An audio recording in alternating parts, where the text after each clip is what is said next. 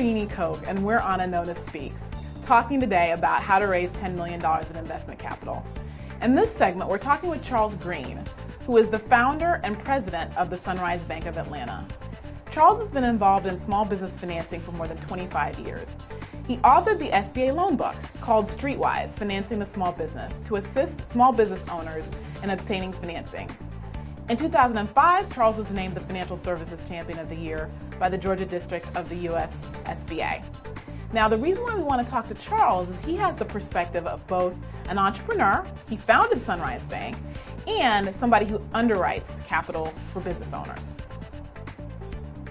Charles, just so that people watching this have a sense of what your involvement is in fundraising, tell us a little bit both about yourself as an entrepreneur raising funds and then also professionally underwriting loans. Well, I've had my own business before and recently started a new enterprise in which I raised $8 million capital for. So I've been through that process for my own enterprise, as well as having a career of generating funds through debt instruments for small businesses. Right. And you're also president of Sunrise Bank. President of Sunrise Bank, and that's where I raised $8 million to start it. Wow. And in terms of the loans that you underwrite, what's the size of the loans that you typically underwrite? Anywhere from maybe $100,000 to $3 million. Okay. So you typically don't go all the way up to the $10 million level? We have seen a lot of transactions like that, and certainly in my career I've been involved in many. But for Sunrise Bank, we don't put anything in portfolio over $3 million. Got it. Got it. Thank you very much for being here today. Sure. In terms of raising funds, what would you say is the difference between raising $1 million, $10 million, and $100 million? And for the viewers' benefit, is there a difference, or how would you characterize the difference? Well, certainly there's a difference because you're really talking about three different sets of entrepreneurs. Those that are raising $100 million in a lot of ways have it easier than those raising $1 million, right, because they're going to have more capacity. They're on a different playing field. They have better information to offer. They have a going concern that is generating enough momentum to convince the investing community that they can responsibly absorb this $100 million and leverage it into a much larger enterprise producing better results.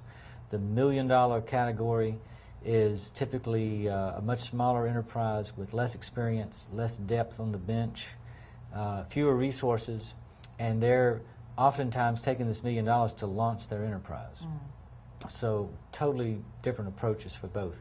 10 million is in the middle, what we call the middle market, right, and it's often a company that has plenty of operational momentum, and they're using that money to expand and build on what they've already started. Wonderful. Now, what would you say, in your experience, would be the key factors for success in raising at that middle market level? In any level, it has to do with the quality of information that you've put together and how well you have thought out your plan. Build a better mousetrap and they'll bring it, but you have to be ready to explain to the funder how you're going to build it, why you know that's the best way to build it, how you'll market it, and how the cash flows work. So many people come up with great ideas, but they really don't have a great sense of the cash flows of how to connect dollars into manufacturing to distribution channel to monies back and how we reinvest, and at the end of the day are able to create a great return on investment for the funder.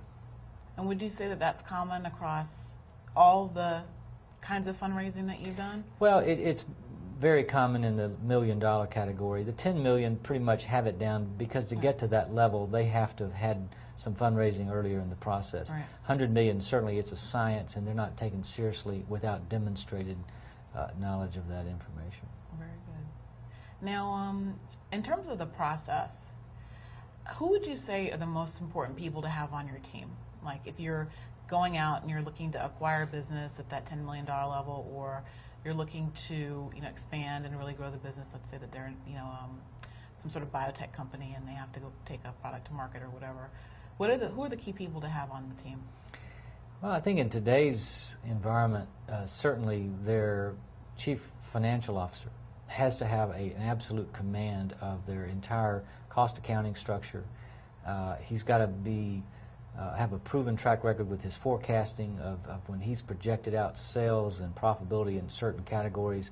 He can show where he's been very accurate in reading the economy, making adjustments internally, and producing the results that he projects to repay their investors, keep dividends flowing, and repay any debt that they've created.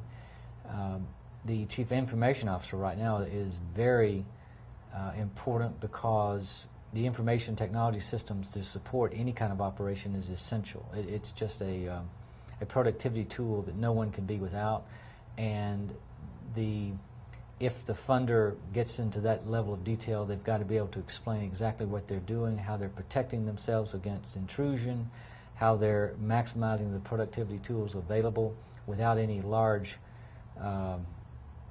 you won't see on the balance sheet any kind of productivity tools that are going to have to be acquired and installed, and so they're going to want to know you've got the best technology up front. Right. Certainly your marketing officer has to have a command on exactly how they're going to sell the product and how they're going to distribute it and what's their backup plan, how do they control growth.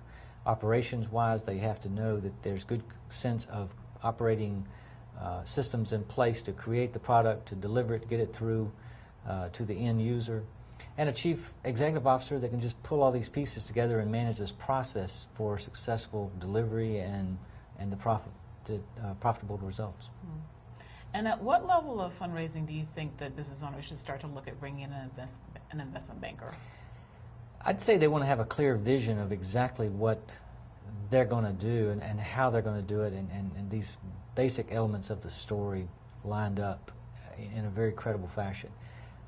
Depending on what stage they're in and what kind of expansion plans they have, they may not have some of these positions I've just mentioned, but they have to have a clear sense of who they need, the sort of talent they need, and an idea of where they're going to find that person. Because once the money is committed, it's time to move, and they can't conduct a 12-month search for that right party.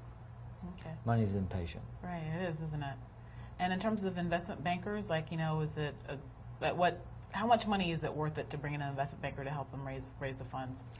Well, that's according to the size of the project. Some people engage that capital market folks in the $1 million, $2 million range. That still happens because the registration rules are fairly relaxed, and perhaps they're in a business that they can't really leverage with debt. So they're small cap offerings all the time. They're very expensive because they're very risky. But if someone has a solid idea, the returns are there, and they are using that as a mechanism to get to the next plateau and go after more, I guess, less expensive